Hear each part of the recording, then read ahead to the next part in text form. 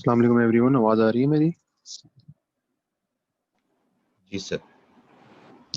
चलें आप थोड़ा सा वेट कर लेते हैं and then we will start.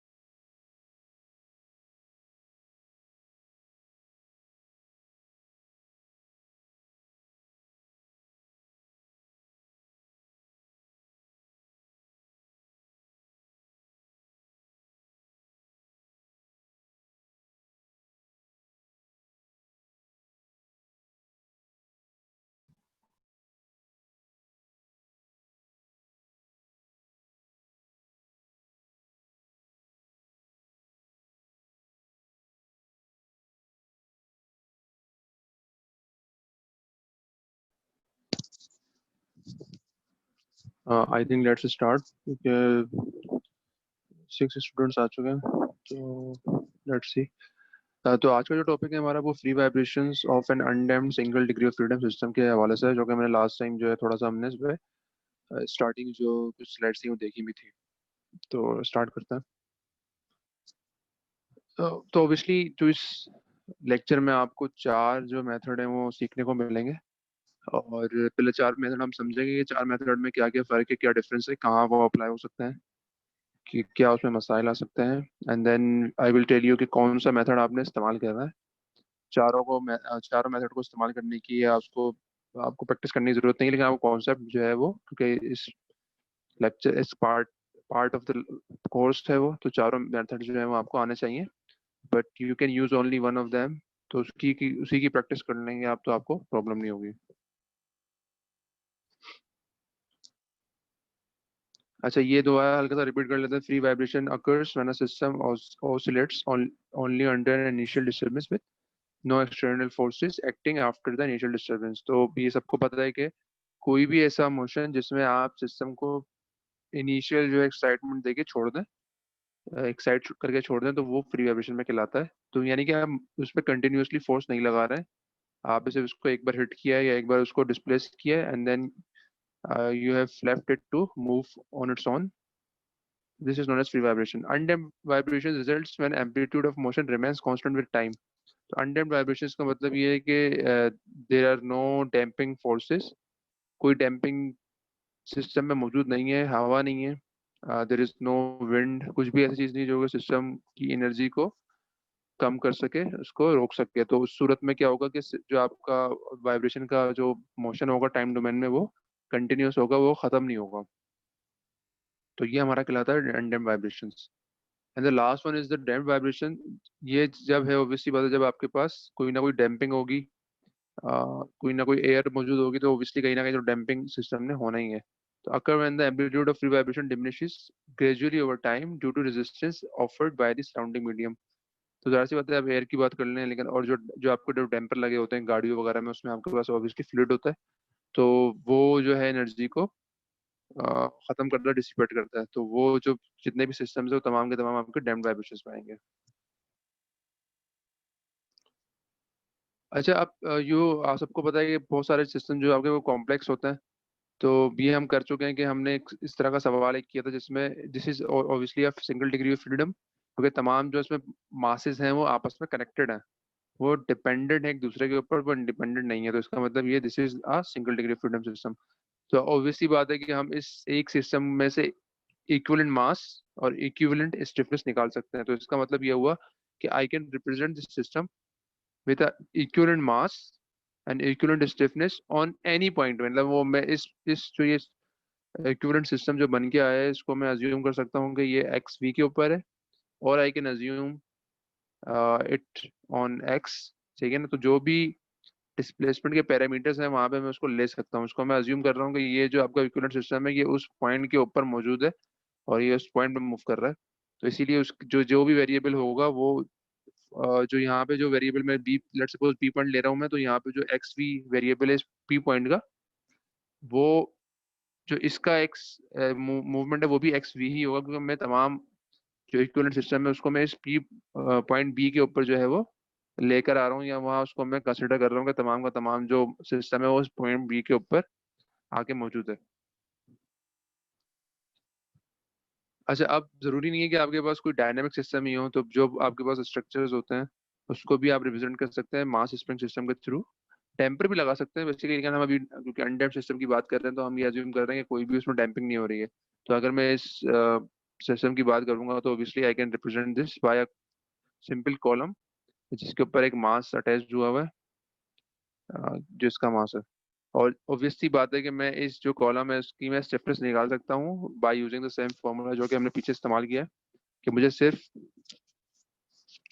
जो है वो फोर्स और डिस्प्लेसमेंट का रेशो चाहिए, यानी कि मुझे एफ डिवाइडेड बाय एक्स चाहिए, तो वो के बराबर होगा, तो वो के आ जाएगा।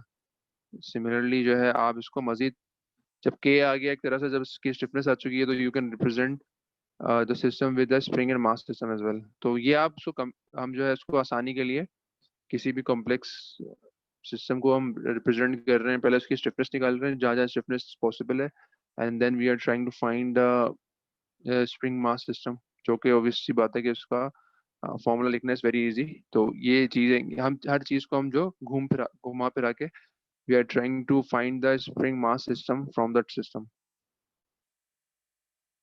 अच्छा, आप करना क्या है, पहला पहला जो हमारा मेथड है वो इक्वेशन ऑफ मोशन यानी न्यूटन सेकंड लॉ, सबको आता है ये।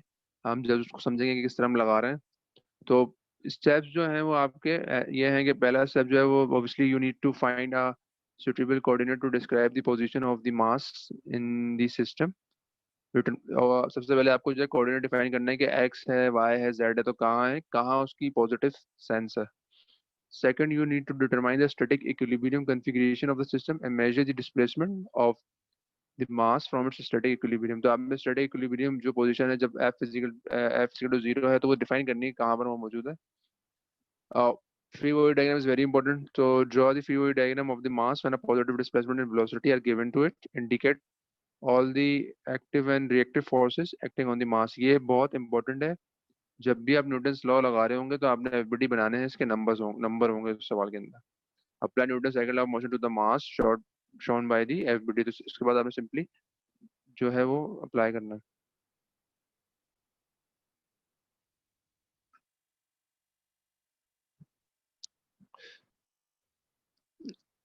अच्छा, अब जो है वो हम जो न्यूटन साइकिल लॉ उसकी जरा जो उसका जो डेफिनेशन है वो भी पढ़ लेते हैं। तो सिंपल डेफिनेशन तो आप सबने पढ़ी होगी कि एम को आप एक्सीलरेशन से मल्टीप्लाई कर देते हो, वो फोर्स बनती है, and that is your Newton cycle law. लेकिन जो एक्चुअल डेफिनेशन है, जो उसका एसेंस है, वो बेसिकली इस डेफिनेशन के अंदर है। वो कहता है कि डेफिनेशन क्या कहती है, the rate of change of momentum of a mass is equal to the force acting on it. जितना भी रेट ऑफ जो मोमेंटम है सिस्टम का, उसका जो रेट ऑफ चेंज है वो बराबर, और उसको वो बराबर है फोर्स के।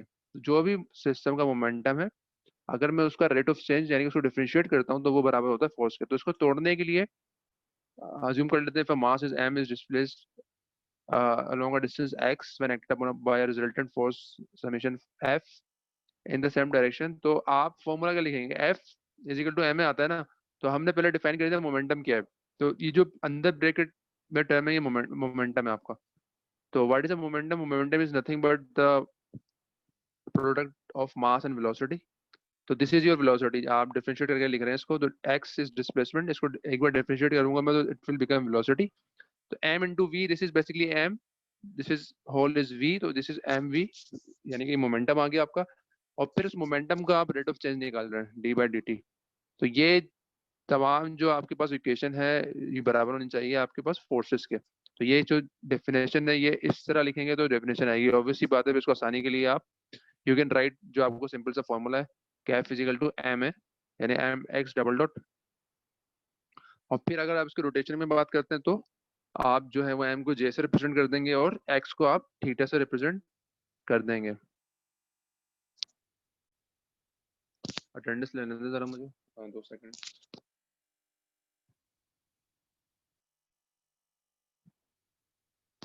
अच्छा जी, तो ये आप जो सिंपल जो फॉर्मूला पहले इस्तेमाल करते हुए आ ही रहे हैं, तो वही हमने इस्तेमाल किया। उसका जो तरीका है या किस तरह आपने उसको यूज करना है और क्या डेफिनेशन है उसकी, तो वो आपको आनी चाहिए।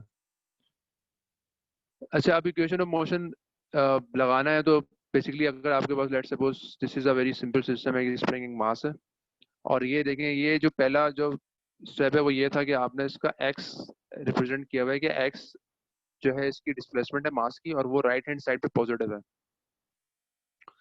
तो अगर एक्स जो है वो पॉजिटिव है, तो आपने अज्यूम ऑब्वियसली करेंगे वेलोसिटी एक्सेलरेशन भी राइट हैंड साइड पे ही पॉजिटिव है।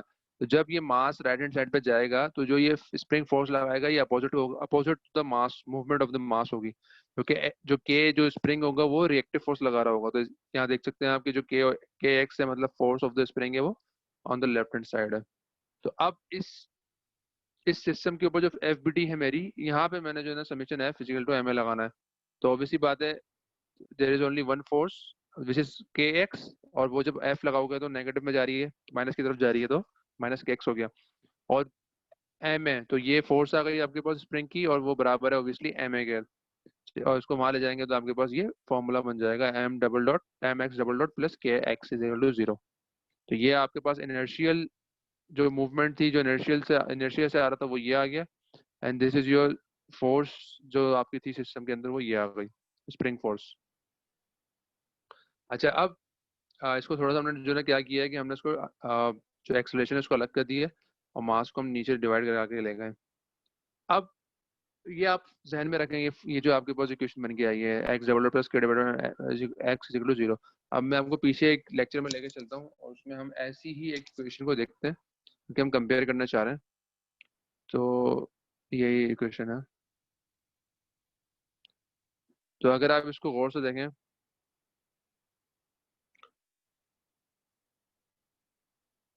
तो ये इक्वेशन को जो है ना, ये इक्वेशन भी हमने पहले निकाली थी जो कि सिंपल हार्मोनिक मोशन से आई थी।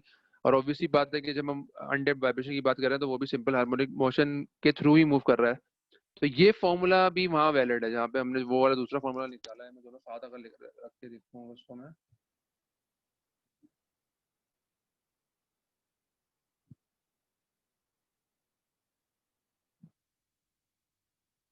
यू कैन सी कि ये जो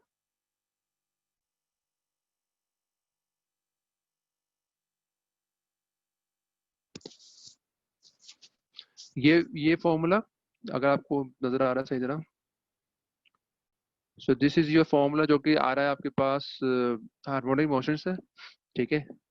और ये जो फॉर्मूला जो हमने अभी निकाला है इक्वेशन ऑफ मोशन से, ये वाला जो है, ठीक है।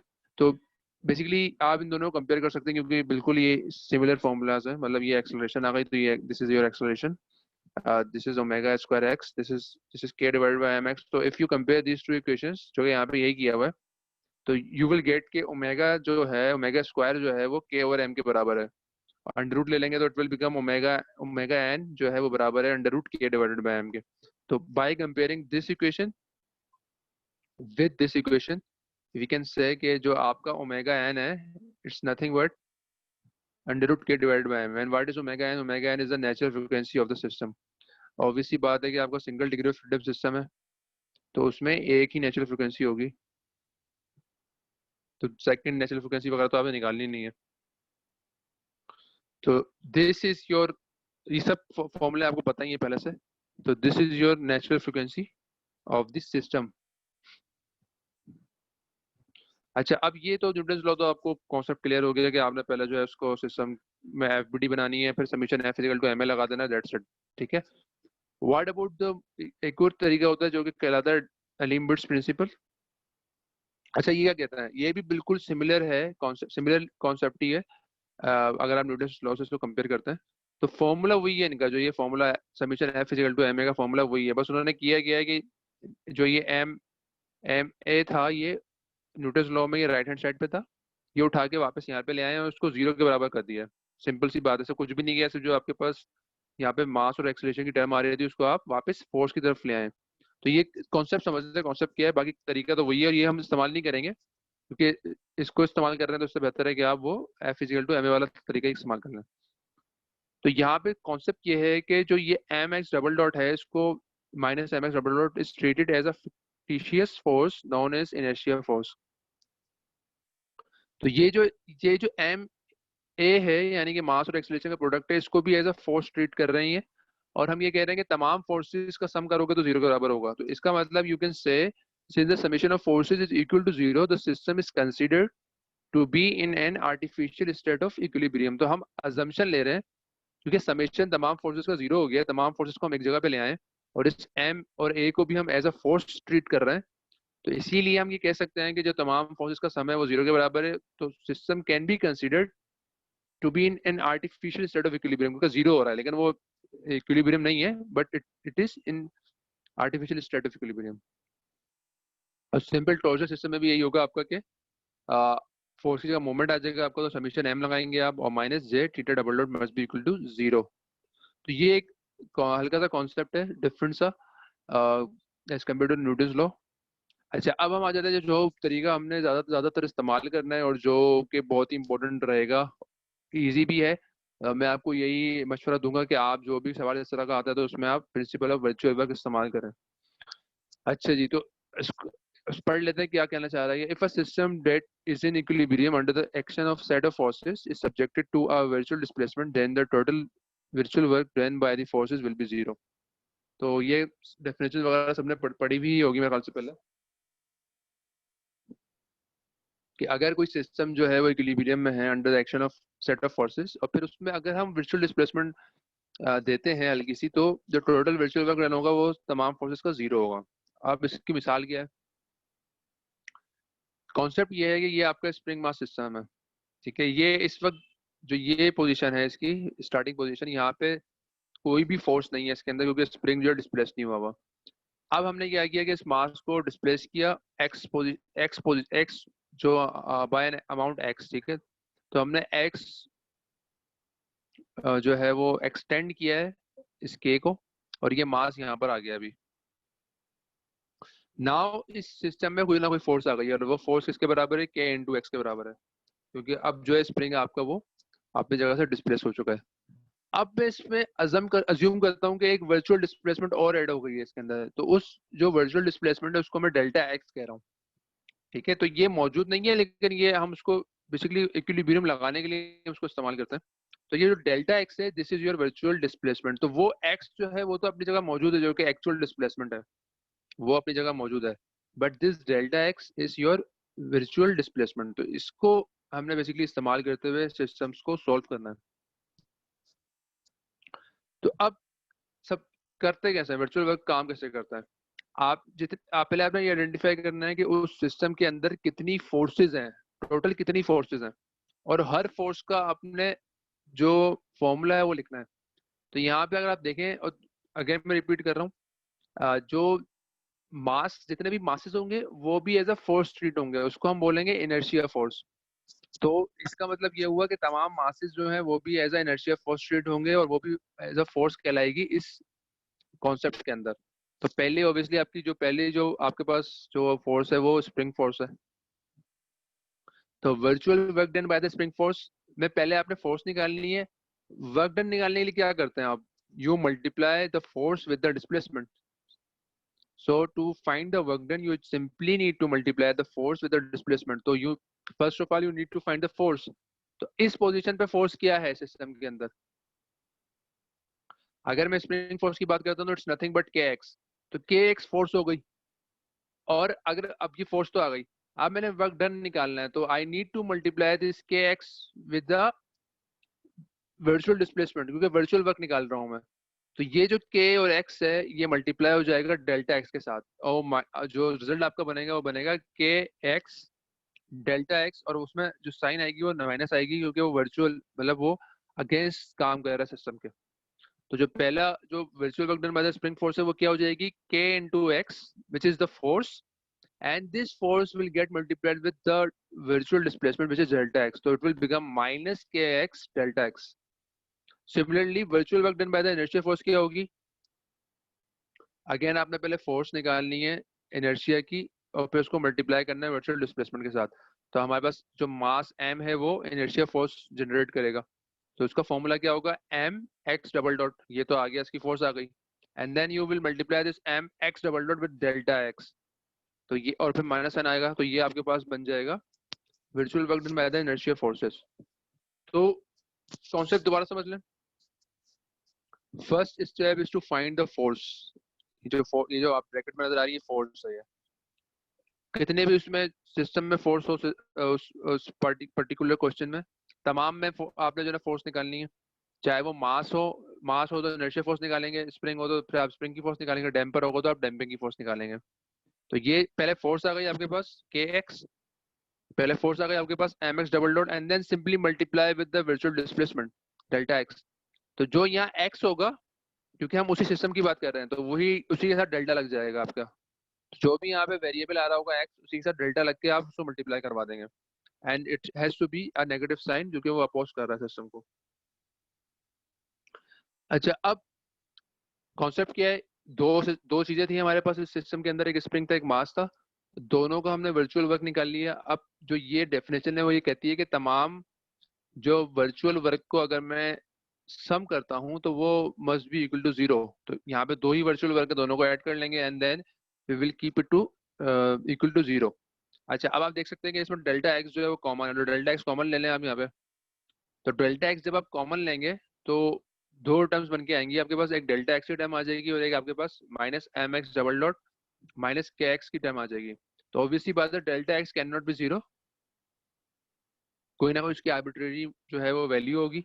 जब डेल्टा एक्स जीरो के बराबर नहीं है तो इसका मतलब जो आपके पास बकिया जो टर्म आएगी वो आएगी minus M x double dot minus k x must be equal to zero. और फिर इसको अपोजिट ले जाएंगे तो तमाम जो टर्म्स है आपकी पॉजिटिव हो जाएंगी, and then you will get this equation which is obviously your equation of motion. ठीक है, तो ये बेसिकली वही आंसर आया जो आपके पास लीम्बर्ट्स में निकालेंगे या न्यूटन्स लॉ में निकालेंगे, वही आपके पास आंसर आएगा यहाँ पे। ठीक है, तो ये जो तरीका है इसका फायदा ये होता है कि अगर आपके पास मल्टी डिग्री फ्रीडम सिस्टम है तो उसमें ये बड़ा आसान रहता है, क्योंकि आपको एक ही इक्वेशन बनानी पड़ेगी। अगर न्यूटन्स लॉ में जाएंगे आप और मल्टी डिग्री फ्रीडम होगा तो उसमें आपको मल्टीपल इक्वेशंस बना के उसको आपस में सॉल्व करना पड़ेगा। तो इसीलिए ये जो प्रिंसिपल ऑफ वर्चुअल वर्क के रिलेटिवली इजी मेथड होता है।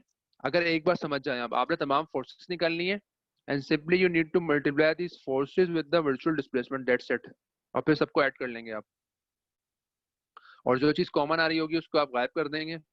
जिस डेल्टा एक्स कॉमन था उसको खत्म कर दें, बाकी जो चीजें हैं वो एज इट इज आपके पास रहेंगी। तो आप कॉमन ले रहे हैं, बेसिकली डेल्टा एक्स को कॉमन लेके बाहर लेके जा रहे हैं, और जब वो दो टर्म्स आपके जीरो के बराबर होती हैं तो आपके you can have either term जो जीरो के बराबर है। तो डेल्टा एक्स जीरो के बराबर हो नहीं सकता, तो बाकी जो टर्म बचेगी वो आपके पास minus M x double dot minus k x ही बचेगी, और वो जो टर्म है उसको जो है जीरो के बराबर होना है। तो वो आप जो है वो ये आपके पास आंसर आ जाएगा, माइनस माइनस आप जो है उसको कैंसिल कर देंगे।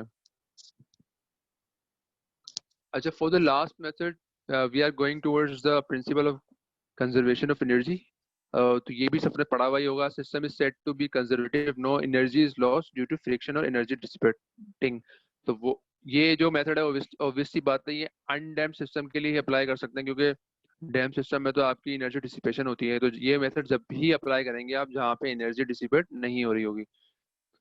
तो कहता क्या है, if no work is done on the conservative system by the external forces the total energy of the system remains constant. Thus the principle of conservation of energy can be expressed as कि आप कर क्या रहे हैं, T plus U वो constant ले रहे हैं आप। T your kinetic energy, U your potential energy. तो दोनों जो एनर्जीज हैं उसको आप बोल रहे हैं कि समेशन जो इन दोनों का है वो कांस्टेंट है। तो इस कांस्टेंट का मतलब क्या है कि अगर इसको डिफरेंशिएट करूंगा मैं तो ऑब्वियसली बात है उसमें कुछ चेंज नहीं आएगा, तो जीरो है। There is no change in this part. तो इसको अगर मैं डिफरेंशिएट करता हूँ विद रिस्पेक्ट टू टाइम तो जो रिजल्ट आएगा वो जीरो होगा। तो अब अगर मैं इसी स्प्रिंग मास सिस्टम की बात करें हम, तो ऑब्वियसली बात है कि यहाँ पे जो स्प्रिंग है उसके पास पोटेंशियल एनर्जी है, जो मास है आपके पास उसके पास काइनेटिक एनर्जी है। तो क्या फॉर्मूला बनेगा, दोनों को एनर्जी को ऐड करना है मैंने। सबको पता है कि स्प्रिंग फोर्स स्प्रिंग जो स्प्रिंग आपके पास स्प्रिंग की पोटेंशियल एनर्जी होती है वो हाफ के एक्स स्क्वायर होती है। तो और जो मास की आपके पास काइनेटिक एनर्जी है वो हाफ एम वी स्क्वायर है, या half M X dot square. तो उन दोनों को हम ऐड करके यहाँ लिख सकते हैं। तो ये आपके पास जो है summation of kinetic and potential energy आ गई है। This is your kinetic energy of the mass and this is your potential energy of the spring. इसके अलावा तो कोई एनर्जी सिस्टम में है है नहीं।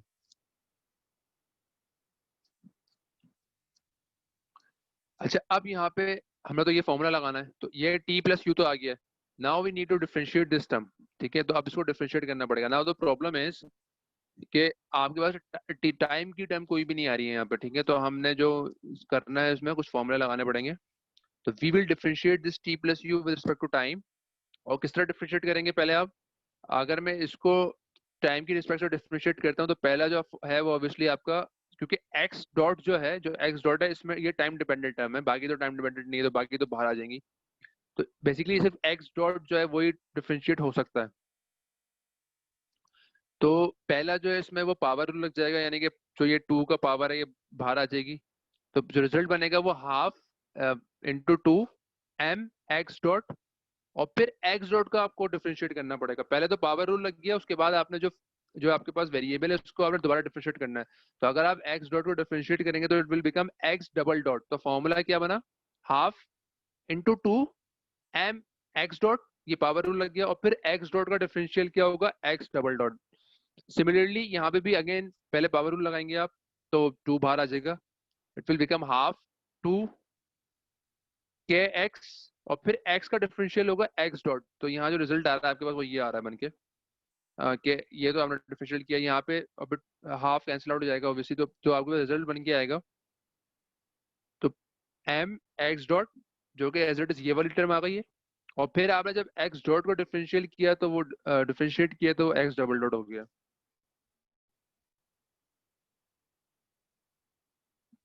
सिमिलरली यहाँ पर भी ऐसा ही हुआ है कि x जो है वो तो अपनी जगह पे मौजूद है, और फिर you will differentiate this x, तो वो बन जाएगा x डॉट। अच्छा, अगेन विद सिमिलर कॉन्सेप्ट के x डॉट जो है वो इसमें कॉमन है, तो आप उसको कॉमन ले लेंगे, और जो बकिया टर्म होंगी वो जीरो के बराबर रखनी है आपने, क्योंकि x डॉट और जीरो हो नहीं सकता। तो बकिया टर्म क्या है, m x double dot plus K x, ठीक है। x डॉट कॉमन के बाद आपके पास जो बकिया टर्म है वो m x double dot plus K x है, और वो must be equal to zero हो गया आपका, क्योंकि जो आपके पास इक्वेशन आ रही थी वो यही थी कि रेट ऑफ चेंज ऑफ जो एनर्जीज है वो जीरो के बराबर होनी चाहिए। तो this is your equation of motion for this single spring mass system. तो ये भी तरीका है सॉल्व करने का कि आप कंजर्वेशन ऑफ एनर्जी लगाते हैं। अब नाउ यू कैन इजीली सी कि थोड़ा सा डिफिकल्ट तरीका है। अगर इसमें तो अभी जो हमारे पास सवाल था उसमें सिर्फ स्प्रिंग, एक सिंगल स्प्रिंग और सिंगल मास था, लेकिन अगर उसमें आपके पास मल्टीपल स्प्रिंग्स और मल्टीपल मासेस होंगे तो आपको प्रॉब्लम आएगी, उसमें आपको बहुत सारे डिफ्रेंशिएट करना पड़ेगा।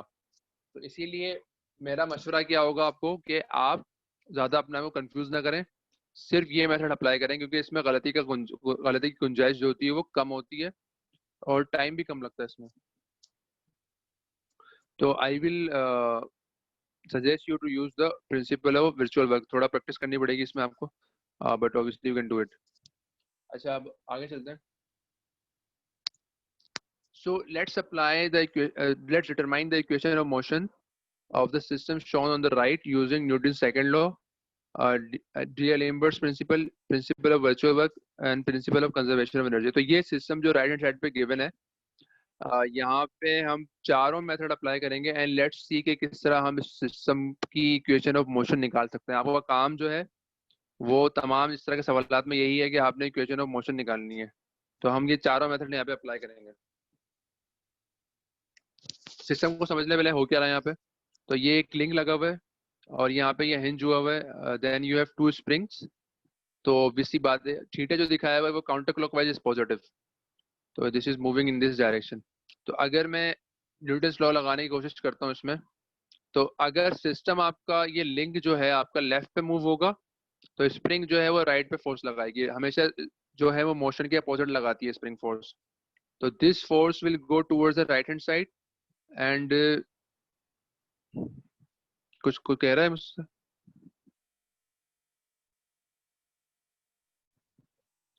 And this force also go towards the right hand side, ठीक है। तो अगर मैं एफबीडी बनाना चाहूँ तो ऑब्वियसली बात है कि there will be a force in this direction at point B which is k2 x2 and there will be a force on the right hand side at a which is k1 x1 simple. और ये पर आपका movement लग रहा है। तो अब यहाँ पे लीनियर मोशन तो है नहीं, यहाँ पे तो मूवमेंट है। तो ऑब्वियसली जो आपने फॉर्मूला इस्तेमाल करना है वो मूवमेंट का इस्तेमाल करना है, यानी कि समेशन m, मूवमेंट बोल दें, टॉर्क बोल दें इसको, तमाम मूवमेंट का summation must be equal to J theta double dot. तो यहाँ पे पहले एफ और एम था और यहाँ एक्स था, तमाम चीजों को आपने कन्वर्ट कर दिया। तो एफ कन्वर्ट हो गया मूवमेंट के अंदर, मास कन्वर्ट हो गया जे के अंदर, और एक्स कन्वर्ट हो गया थीटा के अंदर। अब आप बड़े आराम से यहाँ पे जो है ना फॉर्मूला जो मोमेंट लगा सकते हो। तो moment we are trying to apply moment at point O, और आप ये मोमेंट लगाना बिल्कुल नहीं बता रहा मैं आपको, बड़ा आसान है, ये सारे मोमेंट आर्म्स गिवन है यहाँ पे। तो ऑब्वियसली फॉर के x1 you have moment arm L1, for k2 x2 you have moment arm L2। तो आप बड़े आराम से तमाम मूवमेंट्स लगा सकते हैं। अच्छा, अब आप देख सकते हैं कि यहाँ पे जो वेरिएबल्स आ रहे हैं वो थीटा डबल डॉट आ रहा है, x1 आ रहा है और x2 आ रहा है। तो obviously we will convert, let's convert x1 into theta and x2 into theta. तो आपको पता है कि जो x1 है वो कुछ भी, उसका फॉर्मूला लिखने जो है it's very easy. x1 is nothing but L1 into theta and x2 is nothing but L2 into theta. वही formula S equal to R theta. तो ये हम दोनों में L1 थीटा और L2 थीटा डाल दिया, आपने थोड़ा सा सॉल्व कर लिया, जो कैंसिल आउट हो रही टर्म्स को कैंसिल आउट कर दिया आई थिंक इसमें, जो स्क्वायर हो रही है इसको स्क्वायर कर दिया, तो आपके पास जो रिजल्ट आएगा वो इस तरह से बन के आएगा। ठीक है, कि उसमें जे की टर्म्स आएगी, जे की टर्म के साथ theta double dot plus k1 L1 square plus k2 L2 square theta. तो ये this is your equation of motion for this system, simple. अच्छा, अगर यही काम हम अलीम्बर्ट प्रिंसिपल से करें तो कुछ भी नहीं करना, सिर्फ आपने जो जे की टर्म जो जे थीटा डबल डॉट थी वो आपने राइट से निकाल के लेफ्ट पे ले आए तो माइनस के साथ आ गई है, और फिर तमाम चीजें इसके अंदर पुट कर दें आप, तो सिंपल वही काम है, तमाम जो मोमेंट है वही यहीं पे आ गए, और फिर उसको सॉल्व करके बेसिकली काम जो है वो बिल्कुल एज इट इज वैसा ही है जैसे आपने क्वेश्चन ऑफ मोशन में किया था। बस आप यहाँ पे कर ये रहे हैं कि जो मास की टर्म होती है उसको भी एज अ फोर्स ट्रीट करते हैं, तो उसको उठा के बस यहाँ लेकर आना है, and then you can solve it as you want. ठीक है, तो वो उसमें कोई ऐसा मसला नहीं है। अच्छा, यहाँ पे जो है आई थिंक टाइम जो है वो अप होने वाला है, तो 2 मिनट रह गए। किसी का कोई सवाल है तो काइंडली यहाँ पे पूछ ले, और फिर जो है we will start,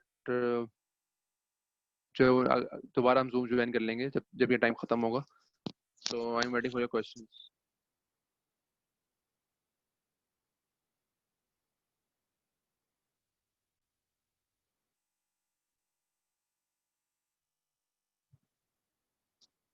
so questions को मुझे बता दें कि सो रहे हैं सब ये जागे हुए हैं। Ziyad, are you there?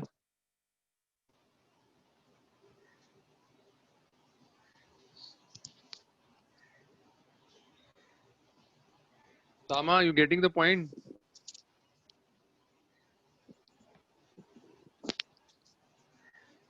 सामा मोइन,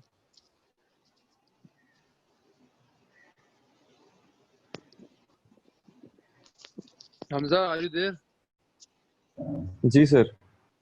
तो मुझे बता, तो कम से कम वो रिस्पॉन्ड कर दिया करें आप लोग कि एवरीथिंग इज गोइंग फाइन, तो उसमें थोड़ा फिर जब भी आगे जाएंगे ना, वरना तो I don't know what is going on. ठीक है,